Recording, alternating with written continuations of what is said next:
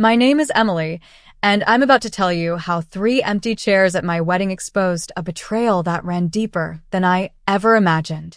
When my parents said they couldn't afford the 3-hour drive to watch me get married, I saved them seats anyway, front row, ribbons tied, hope intact. But as I stood there in my wedding dress, cutting cake with my new husband, my best friend handed me a phone that would change everything. There they were, my entire family, toasting with champagne on a Caribbean cruise ship at the exact moment I'd said, I do. The timestamp on that photo didn't just reveal where they were, it revealed who they'd always been. And the $8,000 they'd spent on that cruise? That was just the beginning of what they'd stolen from me. If you're watching this video right now, I'd love to know where you're from. Drop it in the comment section below. Hit that like button and subscribe to hear more stories like this. The countdown began exactly 1 week before my wedding day. 7 days until I'd marry Jordan, the man who'd spent the last 4 years proving that love wasn't supposed to hurt. 7 days until I'd walk down an aisle in the cream-colored dress I'd found on clearance, but made me feel like royalty anyway. 7 days until my family would gather to celebrate something that was finally, completely mine. Or so I thought. I sat cross-legged on our apartment floor that Tuesday morning, addressing the last batch of thank you cards for early wedding gifts. Jordan had already left for his bachelor camping trip with his brothers, a 3-day affair that involved more fishing than drinking, which was exactly his speed. The apartment felt too quiet without him, so I'd put on one of those wedding planning podcasts, the kind where overly cheerful hosts discuss centerpiece disasters like they're reporting from a war zone. My phone buzzed. Mom.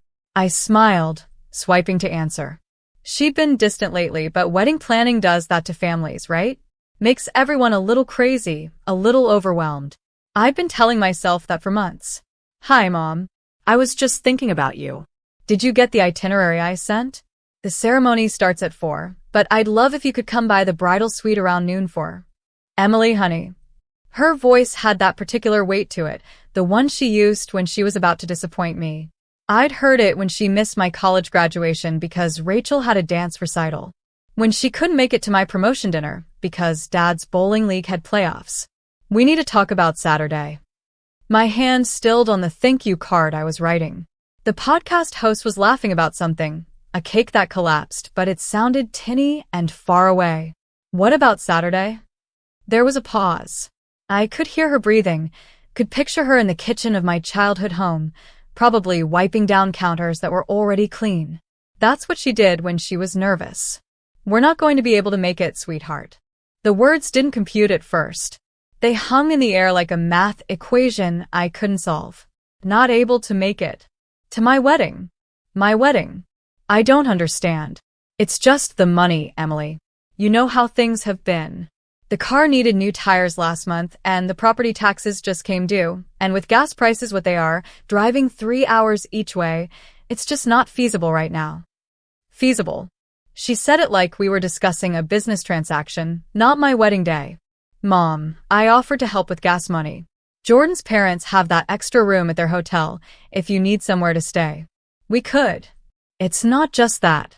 She cut me off, her voice sharper now, defensive. Your father's back has been acting up. 3 hours in the car would kill him. And Rachel has that thing with her friends that weekend. That thing with her friends? I heard my voice crack. Mom, this is my wedding. I know that, Emily. Don't be dramatic. We'll celebrate when you get back. Maybe a nice dinner. Somewhere special. Somewhere special. Like the Olive Garden where they took me after high school graduation, where Rachel got to order dessert because she'd sat through the whole boring ceremony, even though it was my day. Is Dad there? Can I talk to him? He's in the garage. You know how he is. Men and emotions. She laughed, but it was hollow. He loves you, sweetheart. We both do. This is just bad timing. Bad timing. Like I'd scheduled my wedding to personally inconvenience them. What about Rachel? Is she? Oh, honey, I should go. The stove timer's going off. We'll call you after, okay? To hear all about it. Take lots of pictures. She hung up before I could respond. I sat there, holding my phone, staring at the half-written thank you card. Thank you so much for the beautiful serving dish. Jordan, and I can't wait to. Can't wait to what? Use it at family dinners where my family never shows up? I called Dad's cell. Straight to voicemail. I texted Rachel. Mom says you guys can't make it to the wedding. Please tell me this isn't real. Her response came 3 hours later. Sorry, sis. Money's tight for everyone right now. Hope it's beautiful. 2 hearts. A heart emoji. She sent me a heart emoji instead of coming to my wedding. That night, I sat in the bathtub until the water went cold, replaying every conversation from the last 6 months. How Mom had seemed excited at first, asking about flowers and colors. How that enthusiasm had gradually cooled, like someone slowly turning down a dimmer switch. How Dad had gone from promising to dance with me to barely mentioning the wedding at all. Jordan called from the camping site, his voice crackling through poor reception. How's my almost wife doing? I wanted to lie, to protect this last bit of his bachelor celebration from my family's dysfunction. But I'd promised him years ago, no more pretending things were fine when they weren't. They're not coming, I said. The silence stretched so long I thought we'd lost connection. Your parents? Any of them? Mom, Dad, Rachel. They said they can't afford it. Emily. His voice was careful, gentle. They drove to Vegas last month for that concert Rachel wanted to see. I know. They bought that new patio furniture set. I know. Baby, this isn't about money. I know that too. We stayed on the phone until his battery died, him making promises about how our wedding would be perfect anyway, how his family was my family now, how we were building something new and better. I wanted to believe him. I wrapped myself in our comforter and tried to imagine walking down that aisle without looking for my dad's face, without seeing my mom cry happy tears, without Rachel standing beside me. The rest of the week passed in a blur of final fittings and rehearsal dinners. Jordan's family enveloped me in their warmth, his mother teaching me their family's traditional wedding bread recipe, his sisters arguing over who would fix my veil if it shifted during the ceremony. But every kindness felt like a spotlight on what was missing. Should we save them seats? The venue coordinator asked during the rehearsal. For your parents? Sometimes people change their minds last minute. I caught Jordan's eye across the room. He gave me the smallest nod. Yes, I said. 3 seats. Front row, left side. Hope is a stupid, stubborn thing. The night before the wedding, I couldn't sleep. Jordan was staying at his brother's place, tradition his mother had insisted, and the apartment felt cavernous without him. I pulled out my laptop and scrolled through old photos. There we all were at Christmas 3 years ago, Mom insisting on matching sweaters. Dad with his arm around me at my college graduation. He'd made it to the party after, at least. Rachel and I at the beach the summer before she started high school, building sandcastles and planning our futures. In every photo, we looked like a family. A real family. The kind that showed up for each other. I found a video from Rachel's high school graduation. Mom had filmed it on her phone, and you could hear her sniffling with pride. That's my baby, she kept whispering. The camera shook when Rachel walked across the stage because Mom was clapping so hard. She'd driven 6 hours to be there.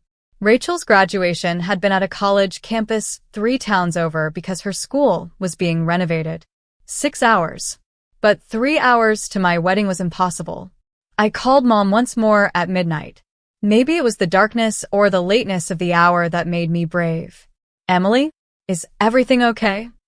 No, I said. Nothing's okay. I'm getting married tomorrow, and my family won't be there. We've been over this. Mom, please. Please.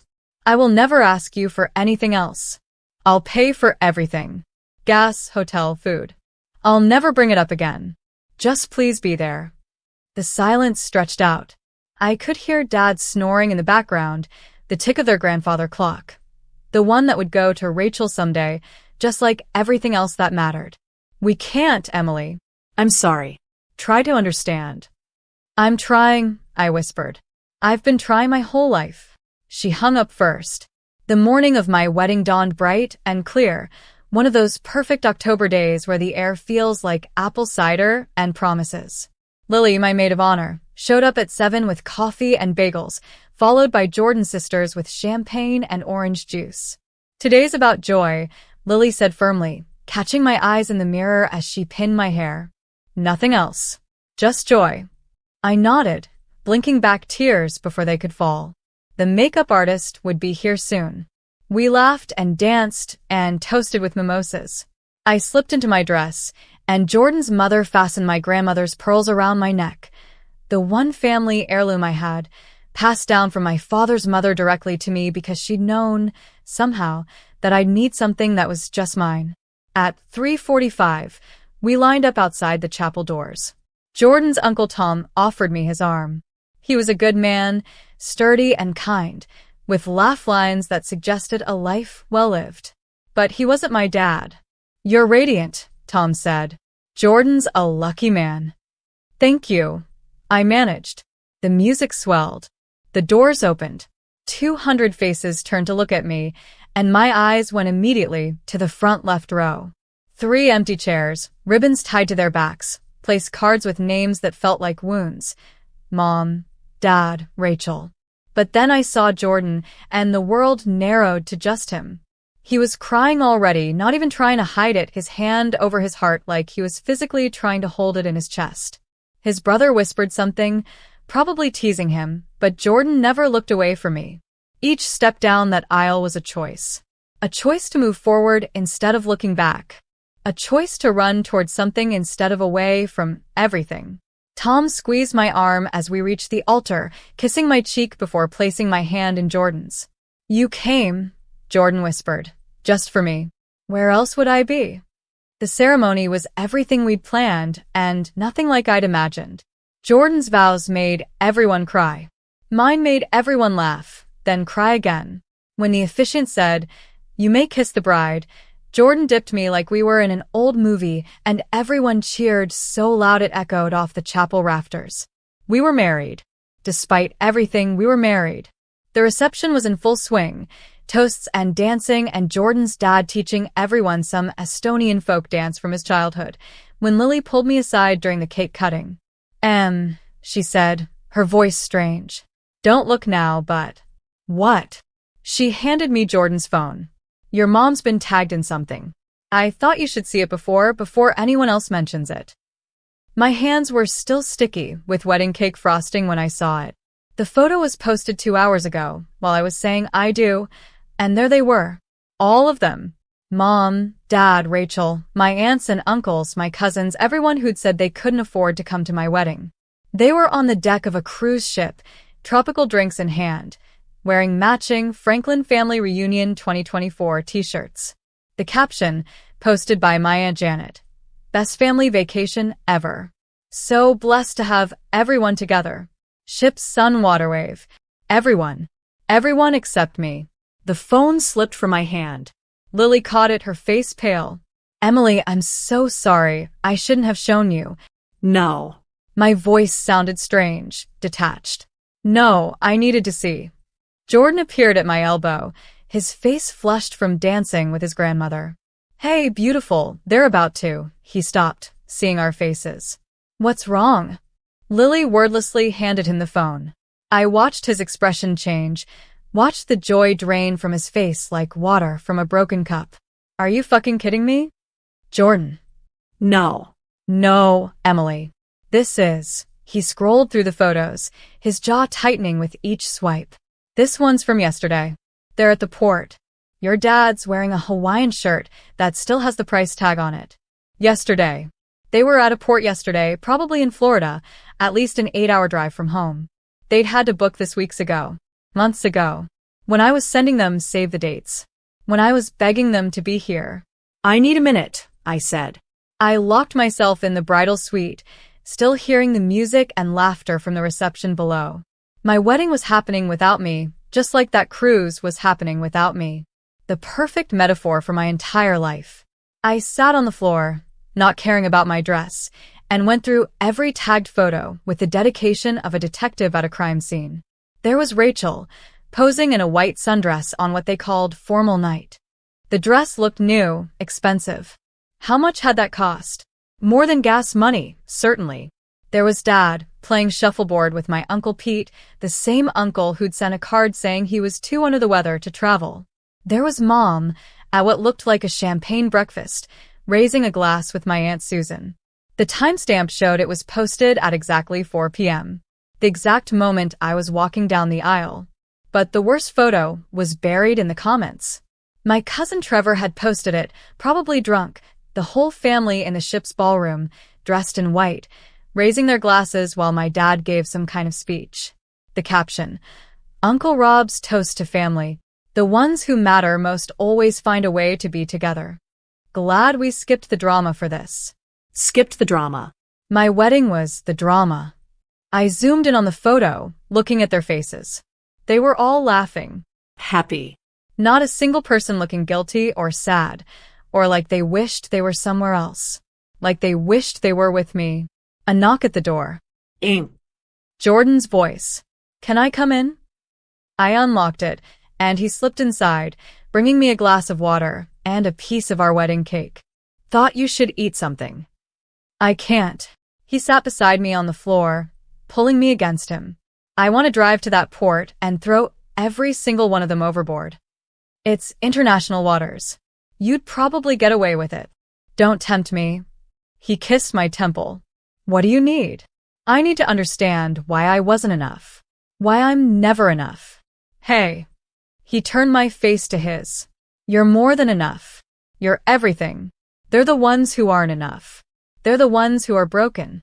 "Then why does it hurt like I'm the broken one?" He didn't have an answer for that. Lily knocked, entering with my phone.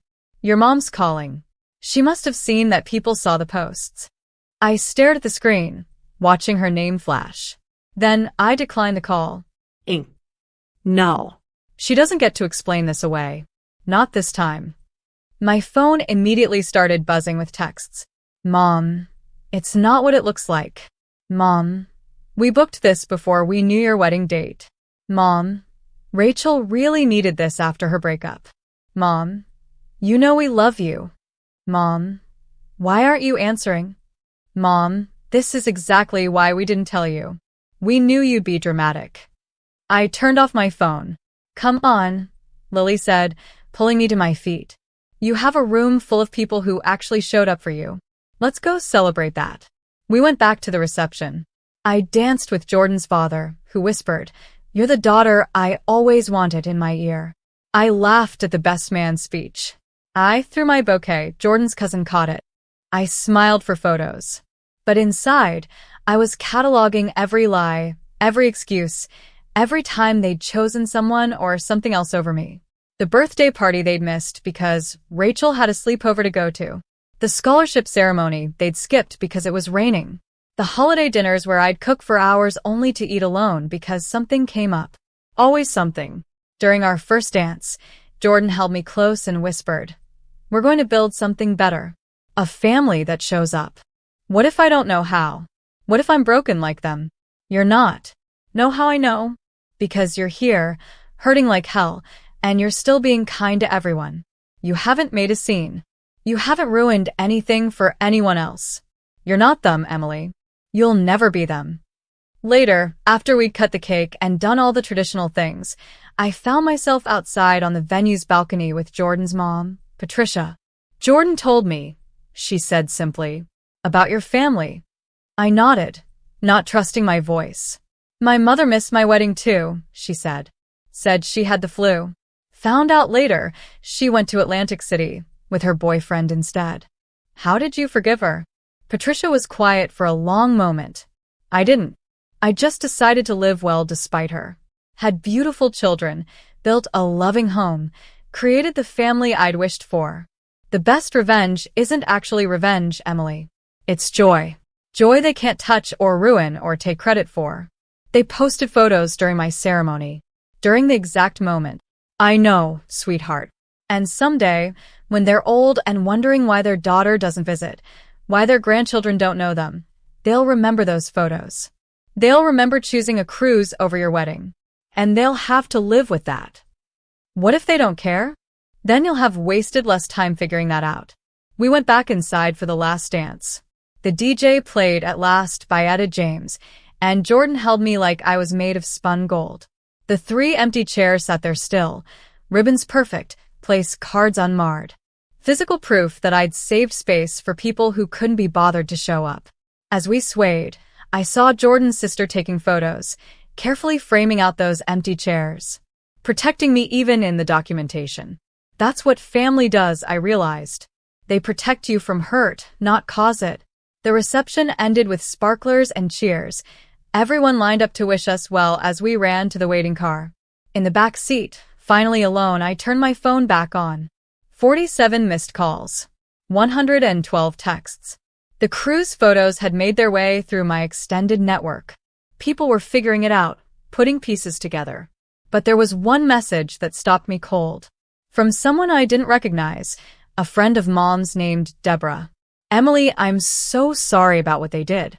You should know, your father withdrew $8,000 from the joint account last month for that cruise. The account your grandfather set up.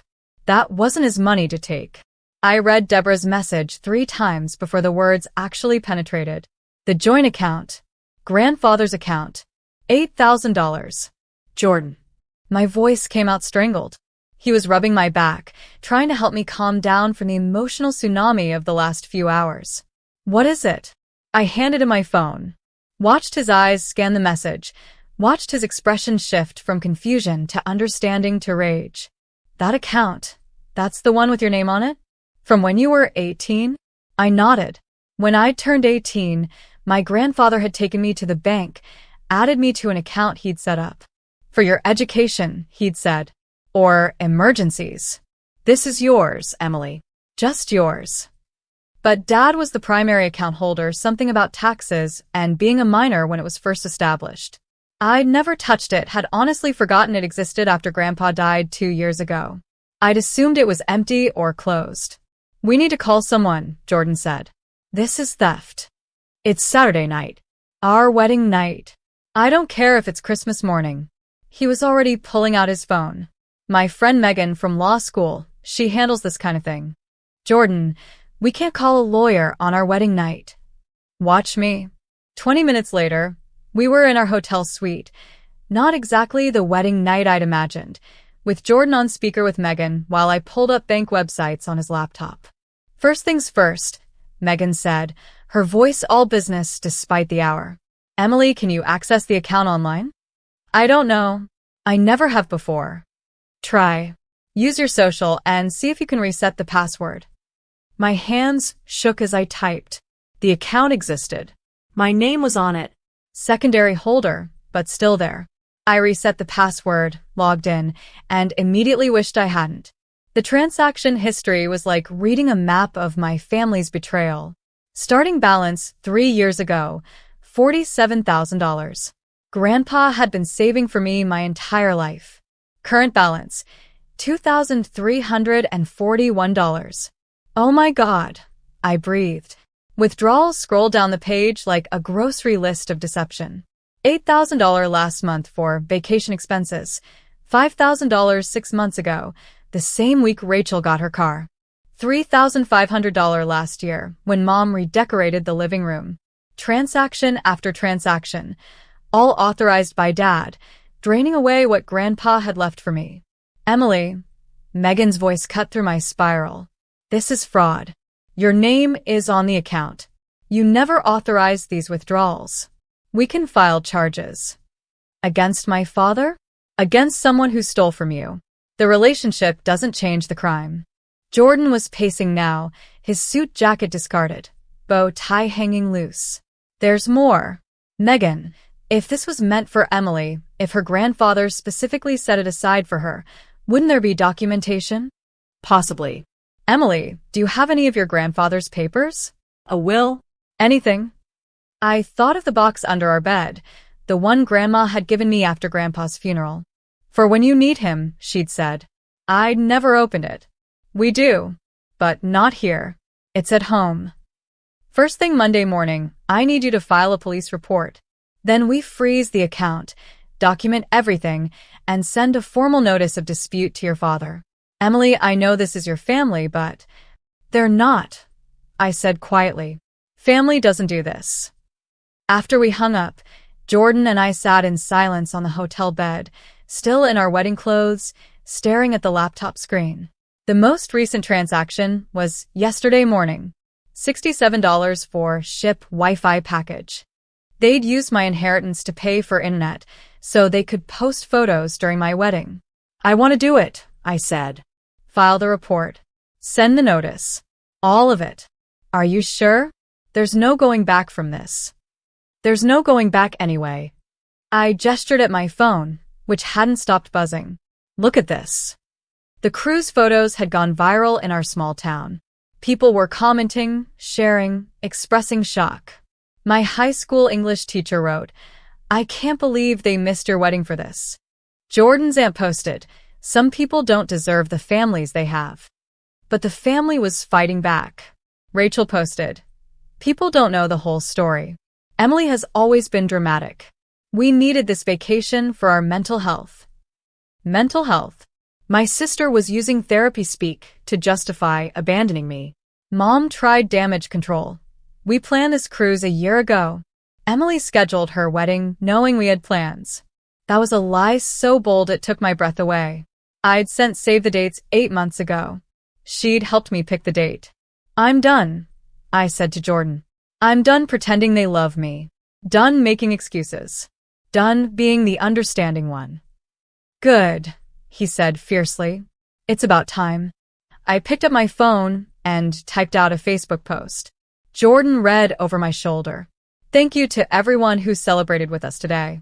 To those who couldn't make it, we missed you. To those who chose not to come, your absence was a gift. It showed me who my real family is.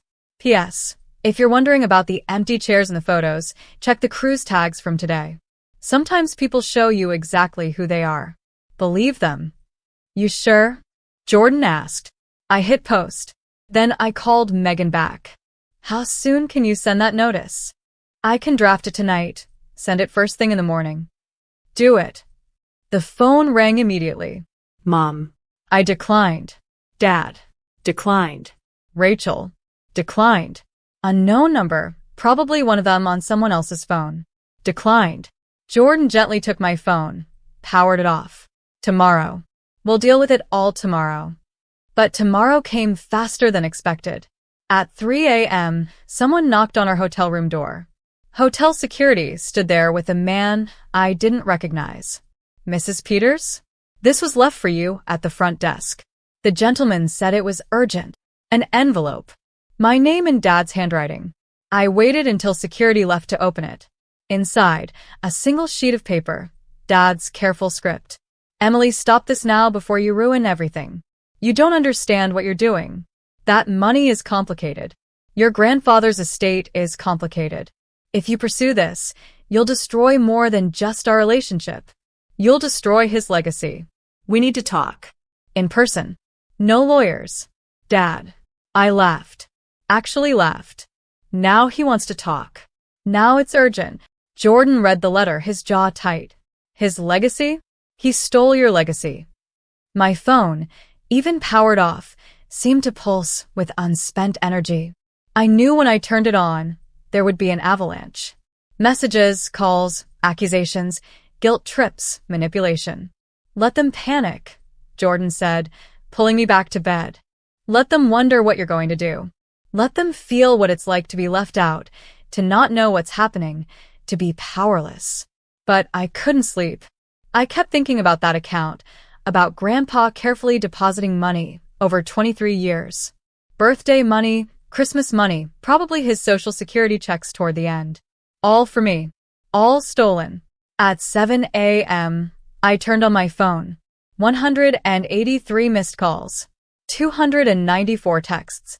47 Facebook notifications. But one message stood out from a number I didn't recognize. "Emily, this is Robert Harrison, your grandfather's attorney.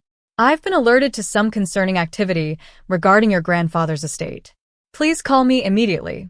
There are things about your inheritance you need to know." I looked at Jordan. "It's Sunday morning. Call him." Robert Harrison answered on the first ring. His voice was old but sharp, like aged whiskey. "Emily, thank God. I've been trying to reach you for 2 years."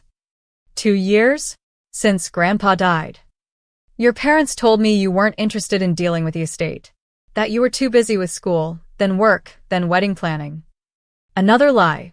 Of course. Mr. Harrison, I've never heard from you. Ever. A long pause. I see. Well, that changes things considerably. Can you meet me tomorrow? There's quite a bit we need to discuss. Bring your husband.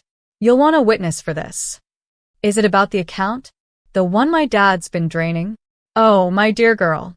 That account is the least of it. Your grandfather left you everything. The house, the investments, the properties. Your parents have been living in your house, Emily. And if what I'm seeing in these bank records is correct, they've been stealing from you for 2 years. The phone slipped from my numb fingers. Jordan caught it, took over the conversation, arranged the meeting. I sat on the hotel bed in my wedding nightgown, trying to process what I'd just heard. My house. They'd been living in my house. The house where they'd told me there wasn't room for me to stay when I visited. The house where they'd said I couldn't have my wedding reception because it would be too much trouble. The house they'd been renovating with my money. Emily. Jordan knelt in front of me, taking my hands. We're going to fix this. All of it. They knew, I whispered. This whole time they knew.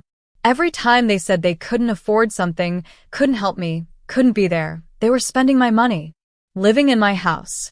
My phone buzzed. A text from Rachel. You're destroying this family. I texted back. No. I'm just done being the one who gets destroyed. Then I did something I should have done years ago. I blocked them all. Mom, Dad, Rachel. Every aunt and uncle who'd chosen a cruise over my wedding. Every cousin who'd laughed about skipping the drama. What now? Jordan asked. Now. I stood up, suddenly feeling stronger than I had in years. Now we go home. We get Grandpa's box. We meet with the lawyer. And we take back everything they stole. Not just the money, my dignity, my self-worth, my belief that I mattered. All of it. And then we build that better family you talked about. The kind that shows up. He kissed me, and for a moment, in that hotel room with the morning sun streaming through the curtains, I felt something I hadn't felt in years. Not happy, exactly. Not yet, but free. Free from the weight of trying to earn love that was never going to be given. Free from the lie that I was the problem. Outside, my phone lit up with notifications. The post had been shared over 1,000 times. Messages poured in from people I'd forgotten, childhood friends, distant relatives, teachers, neighbors. All variations of the same theme. We had no idea. We're so sorry. You deserved better. Yes, I thought. I did deserve better. And finally, I was going to get it. The last text I saw before Jordan took my phone away again was from my mother's friend, Deborah, the one who'd first told me about the theft. Your grandfather would be proud. He always said, you were the only one with backbone in that family. Fight them, Emily. Fight them with everything you have. I intended to do exactly that. Monday morning arrived with the kind of crisp clarity that makes you believe in fresh starts. Jordan and I sat in Robert Harrison's office, a wood-paneled room that smelled like leather and old books, the kind of place where important things happened. The box from under our bed sat between us, still unopened. Mr. Harrison looked exactly like I'd imagined, silver-haired, sharp-eyed, wearing a 3-piece suit that had probably been his uniform for 40 years. But his expression when he looked at me was soft, almost paternal. Your grandfather talked about you constantly, he said, settling behind his desk. Emily this, Emily that. You were his pride and joy. Then why? My voice cracked. Why did he leave everything in a way that they could steal it? He didn't. Mr. Harrison pulled out a thick folder.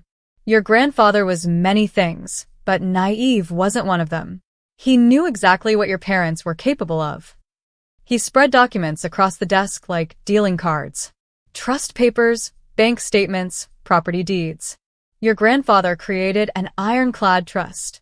You were to receive everything.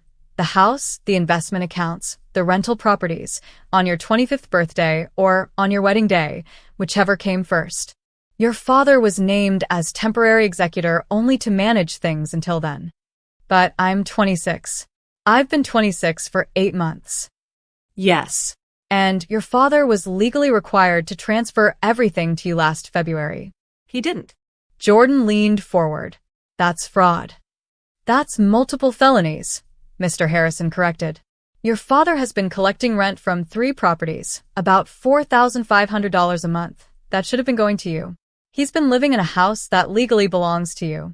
And he's been systematically draining accounts that were supposed to be protected. How much? I asked. Total. How much should I have? Mr. Harrison consulted his papers. Based on the last accounting your grandfather did, plus appreciation and interest, approximately $380,000 in assets, plus another $60,000 in the accounts. The room spun. I grabbed Jordan's hand. They told me Grandpa left everything to them. I whispered. That he'd left me some savings bonds that wouldn't mature for years. Open the box, Mr. Harrison said gently. With shaking hands, I lifted the lid. Inside, wrapped in tissue paper, were letters. Dozens of them. All addressed to me in Grandpa's spidery handwriting. All dated after his diagnosis. I opened the one on top. My dearest Emily, if you're reading this, I'm gone, and you're probably wondering why I didn't protect you better. The truth is, I tried. I've left you everything because you're the only one who deserves it. Your parents will lie to you. They've been lying to you your whole life. Your father isn't a bad man, but he's weak, and your mother makes him worse. They see you as competition for Rachel, not as a daughter to love. I've watched them dim your light for 23 years. No more. Take what's yours. Don't feel guilty. Build the life you deserve. The lawyer has instructions. Trust Robert. He promised to find you when the time was right. All my love, Grandpa. P.S. That time you made me soup when I was sick, when you were only 7. You spent your tooth fairy money on the ingredients. That's when I knew you were special. That's when I started saving everything for you. I was sobbing now, ugly crying in this pristine office. Jordan rubbed my back while Mr. Harrison quietly pushed a box of tissues across the desk. There's more, he said when I'd composed myself. Your grandmother knew too. She set up a separate trust that your parents don't know about. It's smaller, just $50,000, but it's been sitting in an account they can't touch. She wanted you to have options. Why didn't anyone tell me? Your grandfather made me promise to wait until you were married or turned 25. He wanted you to be old enough to handle it, to have support. He glanced at Jordan. He would have liked you, young man. He valued people who protected Emily. So, what do we do? Jordan asked. First, we file for immediate injunction to freeze all assets. Then we file criminal charges for fraud, theft, and breach of fiduciary duty. Your parents will be served papers within 48 hours. What about the house? Legally, it's yours. We can file for immediate eviction. Eviction. My parents would be evicted from the house they'd lived in for 30 years. The house where I'd grown up. But it wasn't their house. It was mine. Grandpa had made sure of it. I need to think about that part, I said. Mr. Harrison nodded. There's no rush on the eviction. But Emily, you need to understand, they've been renovating that house with your money. The new kitchen, the pool they put in last year, the finished basement where Rachel lives rent-free. All of it was paid for with funds that belong to you. The pool. They'd put in a pool. When I'd asked if I could have my wedding reception there, Mom had said the backyard was too much of a mess for guests. I opened another letter from the box. Emily, your wedding day is coming, I know it is, even if I won't see it. You'll be beautiful. You'll be loved. You'll be everything they said you couldn't be. Don't invite them if they don't deserve it. Family isn't blood. Family is choice. Choose people who choose you. Grandpa, how had he known? How had he seen so clearly what I'd refused to see? There's something else, Mr. Harrison said. Your father sent me an email this morning. He showed me his phone. The email was long, rambling, full of accusations and threats. But one line stood out. Emily is being vindictive because we missed her wedding. This is all revenge. Revenge. I laughed bitterly. They stole my inheritance to go on a cruise instead of my wedding, and I'm being vindictive? He also claims you're mentally unstable. that you've always been jealous of Rachel, that this is all a misunderstanding. Of course he does. Jordan's phone buzzed. He showed me the screen, a Facebook post from Rachel. My sister is trying to destroy our family over money. She got married, and now she thinks she's too good for us. Some people show their true colors when they get a man. Sad. The comments were brutal, half supporting her, half calling her out for missing my wedding. Someone had screenshot my original post and put it side by side with the cruise photos. The timestamps were damning. Let them talk, Mr. Harrison advised. Everything they say can be used in court. They're admitting to being on that cruise during your wedding. They're admitting to knowing about the money. They're hanging themselves. We signed papers for the next 2 hours. Injunctions, freezing orders, formal complaints. With each signature, I felt something shift. Not lighter, exactly, but cleaner. Like cutting away dead tissue so the healthy parts could heal.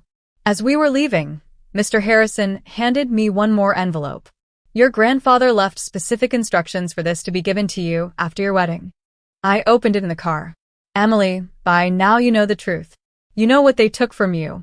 But here's what they could never take.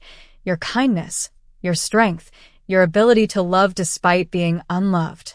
I'm leaving you more than money. I'm leaving you freedom. Freedom to never again beg for scraps of affection. Freedom to build your own family. Freedom to be exactly who you are. Your parents will say terrible things about you.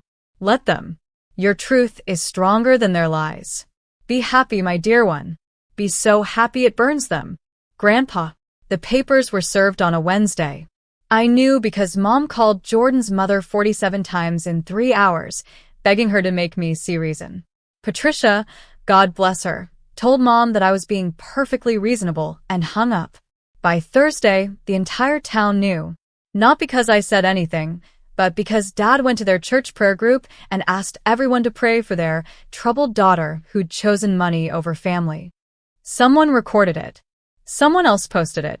Within hours, #ChoseMoneyOverFamily was trending locally, but not the way Dad intended. People started sharing their own stories. The time my parents had borrowed money from the church fund and never paid it back. The fundraiser they'd organized for Rachel's emergency surgery that turned out to be a nose job. The lies, the manipulation, the pattern of taking advantage of everyone's good nature. But the real turning point came from an unexpected source, Rachel's ex-boyfriend, Marcus. He posted a video that went genuinely viral. I dated Rachel for 3 years, he said, looking directly at the camera. I watched how that family treated Emily. They made her cook Thanksgiving dinner and then told her she couldn't eat with them because the table was full. They took her car without asking and returned it empty. They cashed her birthday checks from relatives and told her the relatives forgot. I watched them destroy that girl's self-worth for sport. And now they're crying because she's fighting back? Good for her. The video had 3 million views in 2 days. My phone became unusable. Interview requests from podcasters, messages from distant relatives I'd never met, friend requests from strangers who'd been through similar situations. I turned it all off, let Jordan handle what needed handling. But I did read one message from my cousin Mia, Rachel's favorite cousin, the one who'd been flower girl at the wedding I wasn't invited to attend. Aunt Emily, I saw everything. The way they laugh about you when you're not there. The way they use your recipes and claim they made them. The way they spent your college fund on Rachel's pageant stuff. I'm 17 now, and I see it all. When I turn 18, I'm done with them too. You're brave. You're my hero. Friday morning, we met with Megan at the courthouse. The injunction had been approved. All accounts were frozen. The properties were under legal review. My parents had 72 hours to provide full accounting of every penny they'd spent. They've hired a lawyer, Megan told us. Harold Whitman. Jordan laughed. The guy who lost the Patterson case? The one who got disbarred for 5 years and just got his license back. That's the one. Apparently, he's the only one who would take the case. That should have been my first clue that things were about to get uglier. Saturday afternoon, while Jordan and I were at the grocery store, my phone exploded with notifications. Rachel had done a TikTok live, crying prettily into the camera, claiming I'd been abusive to her throughout our childhood. She said I'd locked her in closets, stolen her things, threatened her. It was all lies, but she was a good actress. She'd learned from Mom how to play the victim. But she made one crucial mistake. She said, Emily was always jealous that Grandpa loved me more. That's why she's doing this. Within an hour, someone had posted Grandpa's will. The actual document, which was public record. It mentioned Rachel exactly once, leaving her his old golf clubs. Everything else, every single thing, was left to me. The comments turned savage. Girl, he left you golf clubs. Grandpa said, here's some sticks, bye. Imagine lying about a dead man's love for clout. Rachel deleted the video, but the internet is forever. Sunday was quiet. Too quiet. I should have known they were planning something. Monday morning, I woke up to find our apartment building surrounded by news vans. Someone, definitely Mom, had called every media outlet claiming I was holding my elderly parents hostage through legal manipulation, that I was a gold digger who'd married Jordan for his family's money and was now coming after my own family. But they'd miscalculated. The reporters had done their homework. Emily, one called out, is it true your parents spent your inheritance on a cruise during your wedding? Can you comment on the fraud charges? How does it feel to have your story inspire others to stand up against financial abuse? Jordan and I pushed through them without commenting, but I heard one reporter doing a stand-up. The woman being painted as a villain by her family appears to be the victim of systematic financial and emotional abuse spanning years. That afternoon, Mr. Harrison called. Your parents' lawyer has reached out. They want to settle. Of course they do. They're offering to return the house in exchange for dropping all charges. Just the house? What about the hundreds of thousands they stole? They claim that money was family money used for family expenses. My money, used for their expenses. Exactly. I told them no. But Emily, you should know, they're getting desperate. Desperate people do desperate things. He was right. That night, we were at Jordan's parents' house for dinner when my phone rang. Unknown number, local area code. Hello. Emily? This is Officer Davidson with the police department. We've just arrested your father. My blood went cold. For the fraud? No, ma'am. He was attempting to break into your apartment. Your neighbor called it in. We rushed home to find 2 police cars outside. Dad was in the back of one, Mom screaming at the officers from the sidewalk. Rachel was filming everything, of course. The officers showed us the doorbell camera footage from our neighbor.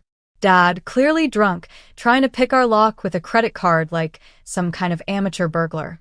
When that didn't work, he'd started kicking the door, screaming about taking back his property. Do you want to press charges? Officer Davidson asked.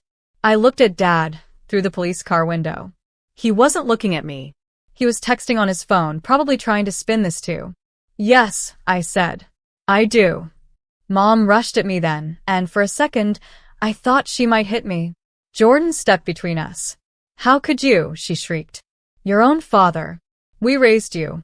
No, I said, finding my voice. You raised Rachel. You tolerated me. And you stole from me. Every chance you got. We gave you life. And then you spent 26 years trying to make me wish you hadn't. That shut her up. Maybe it was too harsh. Maybe it was exactly harsh enough. As the police cars pulled away, Rachel approached. You've ruined everything, she said. I'm supposed to get married next year. How am I supposed to have a wedding now? With your own money? I suggested. I hate you. I know, I said sadly. You always have. The difference is now I don't care. The criminal trial was set for 3 months out, but the civil case moved faster. Within 6 weeks, the judge had ruled in my favor on all counts. The house was mine. The remaining money was mine. The rental properties were mine. Dad's breaking and entering charge added weight to everything. He'd violated the restraining order I'd filed, been caught on camera trying to break into my home, and had sent me 43 threatening texts from the back of the police car. His lawyer dropped him the next day. Mom tried one last manipulation. She called Jordan's mother crying, saying she had cancer and needed her family around her. Patricia, wise woman that she is, said, "That's terrible, Helen. Which oncologist are you seeing?" I'll send flowers to your next appointment. Mom hung up and never called again. The house felt strange when I finally walked through it. They'd left in a hurry, forced out by the sheriff, taking only what they could prove was theirs. Which wasn't much, as it turned out. Even the furniture had been bought with my money. I found my childhood room exactly as I'd left it when I moved out at 18. Not preserved out of love, but forgotten like I'd been. Rachel's room, meanwhile, had been renovated 3 times. In the basement, I found boxes of my things I thought had been lost. Report cards, art projects, the diary I'd kept in middle school. But also, strangely, photos of me that had been cut out of family pictures. Dozens of them. Like they'd been systematically erasing me from the family history. Creepy, Jordan said, looking at a Christmas photo where I'd been carefully scissored out, leaving a hole between Rachel and Dad. No, I said, understanding finally hitting me. It's sad. They had to work so hard to hate me. It took actual effort. We decided to sell the house. I couldn't live there, couldn't raise children in rooms where I'd been made to feel worthless. But first, I had one last thing to do. I invited everyone. Not my parents or Rachel, they were legally barred from the property. But everyone else. Every aunt, uncle, cousin, family friend who'd chosen that cruise over my wedding. I told them I had an announcement about the house. They came, of course, hoping I'd forgive them or give them something, or just curious about the drama. The backyard was full, the same backyard where Mom said I couldn't have my reception. I stood on the deck, looking at all these faces that had smiled at me while enabling my abuse, and I felt nothing. They weren't my family. They'd proven that. I asked you all here. I began, to tell you the truth. Grandpa left me everything because he saw what you all saw and ignored. He saw how I was treated. He saw the favoritism, the emotional abuse, the neglect.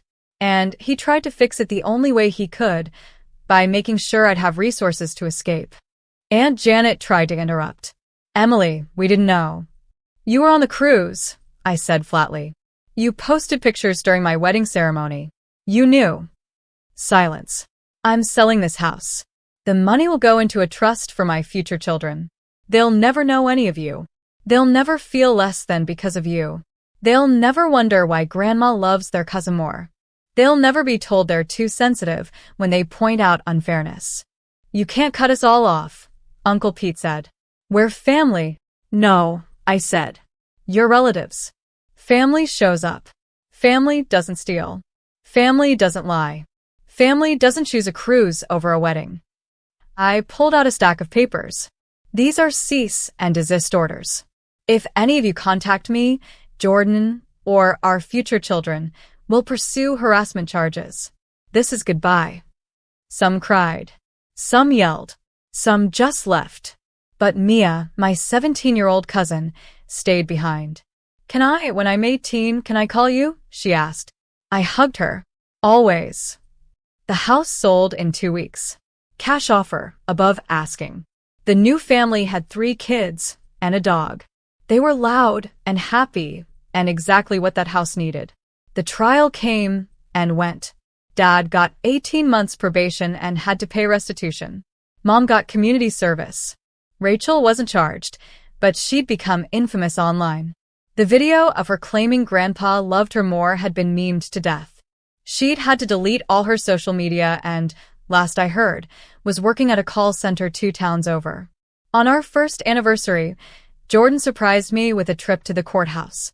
Not for anything legal, but to renew our vows. Just us, the judge, and his secretary as witness. I wanted to marry you again, he said, now that you know who you really are, now that you're free. I cried through the whole 5-minute ceremony. That night, we had dinner with his family, my real family now. Patricia had made a cake. Jordan's sisters had decorated the restaurant's private room. His father made a toast that ended with, "To Emily, who showed us all what strength looks like." Later, as we sat on our apartment balcony, I pulled out one last letter from Grandpa's box. I'd been saving it, the one marked, "Open when you're happy." Emily, if you're reading this, you've made it. You've broken free. You've chosen yourself. I know it hurt. I know they made you feel like the villain. I know you probably still have days where you wonder if you were wrong. You weren't. Choosing yourself isn't selfish when you've spent your whole life being sacrificed for others. Taking what's yours isn't theft when it was stolen first. Be happy, my dear one. Be so magnificently happy that it makes everyone who hurt you realize what they lost. But more importantly, be happy because you deserve it. You always have. All my love, Grandpa. P.S. That husband of yours, I know you found a good one. Tell him thank you for me. For seeing your worth when your family couldn't. For standing by you. For helping you become who you were always meant to be. I folded the letter carefully, looked at Jordan. He knew about you. He knew you'd find someone who loved you right. I miss him. He's here, Jordan said, gesturing at our life, our home, our freedom. In every choice you make to value yourself. In every boundary you set. In every moment you choose joy over guilt. 2 years later, when our daughter was born, we named her Grace. After Grandpa's mother, whose picture I'd found in his papers. A woman who'd also been the black sheep, who'd also chosen herself, who'd also lived magnificently despite her family's disapproval. Mom sent a card when the birth announcement made the local paper. Just signed, Grandma. I returned it unopened. Rachel reached out once, through a lawyer, asking if I'd help with her wedding costs since family helps family. I sent back a check for $50. In the memo line, I wrote, the exact amount you gave for my wedding gift. Family helps family equally. The check was never cashed. Last week, I drove past the old house.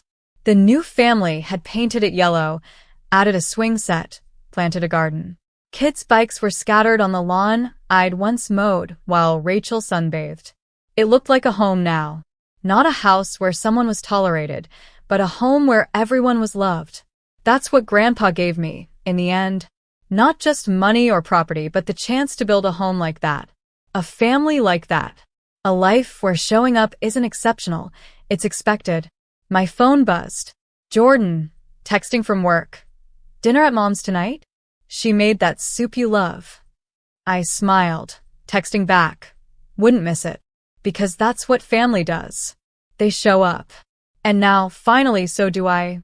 If your family had to choose between a vacation and your wedding, would you want to know the truth about their choice? Let me know in the comments below. And don't forget to like and subscribe for more stories about the families we're born into versus the ones we choose to build.